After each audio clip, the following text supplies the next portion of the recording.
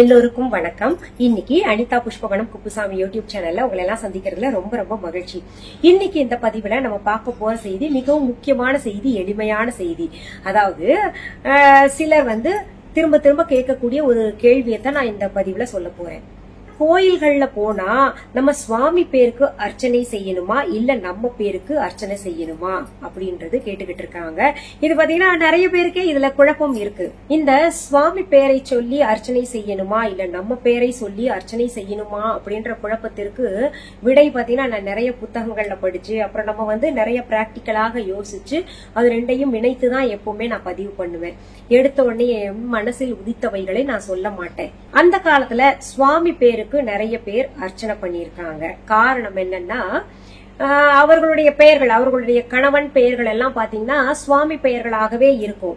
இப்பதான் நிறைய பேர் என்னென்னமோ வச்சுக்கிட்டு இருக்கோம். அப்ப எல்லாம் பாத்தீங்கன்னா சுப்பிரமணி, சிவன், முருகா, தட்சிணாமூர்த்தி, குரு, உமா மகேஸ்வரி, தாட்சாயினி, மகாலட்சுமி, லக்ஷ்மி, பைரவி, பாலாம்பிகை, இது போன்ற பாத்தீங்கன்னா இறை பெயர்களாக இருக்கும். அப்போ கோயிலுக்கு போறது அதிகமாக தினமுமே கோயிலுக்கு போற வழக்கத்தை பெண்கள் கடைபிடித்து வந்தாங்க. அந்த காலத்துல அவங்க கோயிலுக்கு போவாங்க. குருக்கள் கேட்பாரு அர்ச்சனை யாரு பேருக்கு செய்யணும் அப்படின்னு கேட்டாங்கன்னா அந்த காலத்துல மனைவிகள் எல்லாம் கணவன் பேரை சொல்வதற்கு ரொம்ப கூச்சப்படுவாங்க. சொல்லக்கூடாது, பாவம் அப்படின்னு நினைப்பாங்க. பேர் சொல்லி யாருமே அழைக்க மாட்டாங்க இல்லையா? அதனால என்ன பண்ணுவாங்க, எந்த கோயிலுக்கு போறாங்களோ அங்க மூலவர், அங்க கோயில் கர்ப்ப கிரகத்துல எந்த சுவாமி இருக்காங்களோ, இப்ப சிவன் கோயிலுக்கு போறாங்கன்னு வைங்களேன், அப்போ அவங்க வீட்டுக்காரு பேரு சிவன் அப்படி இருக்குல்ல, சிவா அப்படின்னு இருக்கலாம். இல்லன்னா சிவபெருமானுடைய பேரை சம்பந்தப்படுத்தி நிறைய பேர் இருக்கு இல்லையா சிவபெருமானுக்கு, அது போன்ற பேர் ஏதாவது இருக்கும். அதனால அந்த பெண்மணிகள் என்ன பண்ணுவாங்க, கூச்சப்பட்டுட்டு நீங்க சுவாமி பேருக்கே அர்ச்சனை பண்ணுங்க அப்படின்னு சொல்லுவாங்க. கணவனுக்காக அர்ச்சனை செய்ய போவாங்க, தனக்கு கூட அர்ச்சனை பண்ணிக்க மாட்டாங்க. அவங்க எல்லாம் சுவாமி பேருக்கு அர்ச்சனை பண்ணுங்க அப்படின்னு சொல்லுவாங்க.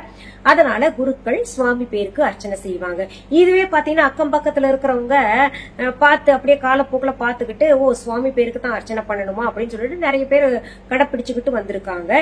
இது சரியான முறையா அப்படின்னு நீங்க கேட்டீங்கன்னா சரியான முறை கிடையாது. ஏன்னா சுவாமிக்கு அர்ச்சனை குருக்கள் ஏற்கனவே சொல்லிக்கிட்டு இருப்பாரு. நம்ம போய் நின்றுட்டு அர்ச்சனை செய்யணும் அப்படின்னு சொல்றதுக்கு முன்னாடி அவர் பாத்தீங்கன்னா தூப தீபங்கள் காமிக்கிறதுக்கு முன்னாடி, நமக்கே ஆரத்தி தட்டெல்லாம் காமிக்கிறதுக்கு முன்னாடி அவர் சுவாமிக்கு அர்ச்சனை செய்வார். பூக்களாலோ குங்குமத்தாலோ அர்ச்சனை செய்யறது நம்ம பார்த்திருப்போம். இல்ல விபூதி மூலமாகவும் அர்ச்சனை செய்வதை நம்ம பார்த்திருப்போம். அப்படி இருக்கும்போது நம்ம கோயிலுக்கு போனோம்னா நம்ம பேர்ல தான் அர்ச்சனை பண்ணிக்கணும். ஏன்னா கோயிலுக்கு பல பேர் வர்றாங்க. எப்பவுமே நான் உங்களுக்கு நிறைய பதிவுகள்ல சொல்லியிருப்பேன், நம்ம சுவாமி கிட்ட வேண்டுதல் வைக்கும் பொழுதோ சுவாமியை கும்பிடும் பொழுதோ இப்ப பாத்தீங்கன்னா அனிதா குப்புசாமி ஆகிய எனக்கு நீங்க இதை கொடுக்கணும், அதை கொடுக்கணும், இல்ல இதை செய்யுங்க அப்படின்னு தான் வேண்டிக்கணும். கொடுக்கணும்ன்றது கூட நம்ம கேட்க வேண்டாம். தாய்க்கு தெரியும் பிள்ளைக்கு என்ன தேவைன்னு சொல்லிட்டு இருந்தா கூட நம்மை அடையாளப்படுத்துவதற்காக நம்முடைய பெயர்களை அங்க சொல்லணும். இப்போ உதாரணத்துக்கு நான் சொல்றேன், என்னோடது விட்டுருங்க நீங்க. நான் இப்போ என்னுடைய மகளுக்கு நல்ல மதிப்பெண்கள் பரீட்சையில எடுக்கணும்னு வச்சுக்கோங்களேன், அப்படி வேண்டணும்னு வச்சுக்கலேன். உடனே பூஜை அறைக்கு போனேன்னா இல்ல கோயிலுக்கு போனேன்னா, கடவுளே என்னுடைய மகள்கள் பல்லவி, மேகா 2 பேருமே எக்ஸாம் நல்லா எழுதி அதுல நல்ல மதிப்பெண்கள் பெற்று நல்லா படிக்கணும் மேற்கொண்டு அப்படின்னு வேண்டணும். அப்படி பேர் சொல்லிதான் வேண்டணும். ஏன்னா அங்க நிறைய பேர் வர்றோம். அதனால ஒரு அடையாளம் அங்க சொல்லணும் கட்டாயமாக.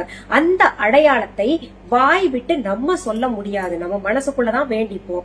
என்னென்ன வேண்டுதல்கள் இருக்கோ அதை மனசுக்குள்ளதான் வேண்டிப்போம். அதனால பாத்தீங்கன்னா குருக்கள்கிட்ட அர்ச்சனை செய்ய சொன்னோம்னா அவர் நம் அடையாளத்தை, நம் வீட்டில் இருக்கக்கூடிய அடையாளம்னா பாத்தீங்கன்னா நம் பெயர்களை சொல்வாங்க. அப்புறம் ராசி என்னவோ நட்சத்திரம் என்னவோ அது கேட்பாங்க, அதை சொல்லணுங்க. இந்த நட்சத்திரத்தை சொன்னால் ராசி தெரிஞ்சுக்குமே, ஏன் நம்ம தனித்தனியாக சொல்லிக்கிட்டு இருக்கணும்? ஏன்னா குருக்களுக்கு எல்லா ராசியில என்னென்ன நட்சத்திரம் வரும் தெரியும். சில நட்சத்திரங்கள் பாத்தீங்கன்னா 2 ராசியில வரும். அந்த 4ஆம் பாதம் எல்லாம் இருக்கு இல்லையா, அது இந்த ராசியிலயும் வரும் அந்த ராசியிலயும் வரும். அதனால அவன் பாத்தீங்கன்னா சரியான ராசி சொல்லும். அதனாலதான் ராசி நட்சத்திரம் நம்ம பெயர் எல்லாம் நம் அடையாளமாக குருக்கள் கிட்ட சொன்னோம்னா குருக்கள் நம் பெயரை இறைவனுக்கு நல்லா கேட்கும்படி சொல்லுவாரு. நாம் சொல்றதுக்கு பதிலாக அவர் வேண்டாரு. அப்படி சொல்றதுனாலதான் பாத்தீங்கன்னா நமக்கு அந்த பலன்கள் சேரும். அதனாலதான் பாத்தீங்கன்னா கோயில்கள்ல போனோம்னா நம் பெயர்ல நம் குடும்பத்துல யார் யார் இருக்கோமோ அவர்கள் பெயரை சொல்லி அர்ச்சனை செய்யணும். இதுல பாத்தீங்கன்னா ஒரு அர்ச்சனை சீட்டு வாங்கிக்கிட்டு நம்ம நிறைய பேரு, அதாவது குடும்ப உறுப்பினர்கள சொந்தம் பந்தம் அப்படியெல்லாம் இருக்காங்க இல்லையா, எல்லாத்தையும் சேர்த்து சொல்லக்கூடாது. ஒரு குடும்பம் இருந்ததுன்னா அந்த குடும்பத்தில் இருக்கக்கூடியவர்களுக்கு ஒரு அர்ச்சனை சீட்டு வாங்கணும்னு வைங்களேன். அந்த குடும்பத்துல ஒரு 2 பேர் இல்ல 3 பேர் இல்ல 4 பேர் இருக்கோம்னா கணவன் மனைவி, கணவனுடைய தாயார் அவங்கள சேர்க்கலாம், மாமியார சேர்க்கலாம், மாமனார சேர்க்கலாம். அப்புறம் அவங்க குடும்பத்தை கணவன் மனைவி நம்ம பிள்ளைங்க இவங்களுக்கு சேர்த்து நம்ம அர்ச்சனை செய்யலாம். எல்லாத்துக்குமே சேர்த்து ஒரே சீட்ல அர்ச்சனை செய்யக்கூடாது. அதனால நம்ம என்ன பண்ணணும்னா தனித்தனியாக ஒரே குடும்பத்துல அண்ணன் தம்பிக இருப்பாங்க. அப்ப என்ன பண்ணணும்னா 2 அர்ச்சனை சீட்டு வாங்கிக்கணும். அவங்களுக்கு தனித்தனியாக அர்ச்சனை செய்ய வைக்கணும் அவங்க குடும்பத்துக்கு. அப்படி செய்வதுதான் சிறப்பு. சரி, இன்னைக்கு இந்த பதிவுல கோயிலுக்கு போனா யார் பேர்ல அர்ச்சனை செய்யணும் அப்படின்ற ஒரு செய்தியை பார்த்தோம் இல்லையா. மீண்டும் அடுத்த பதிவுல வேற ஒரு நல்ல தலைப்போட உங்களை எல்லாம் சீக்கிரத்துல சந்திக்கிறேன். அது வரைக்கும் நன்றி, வணக்கம்.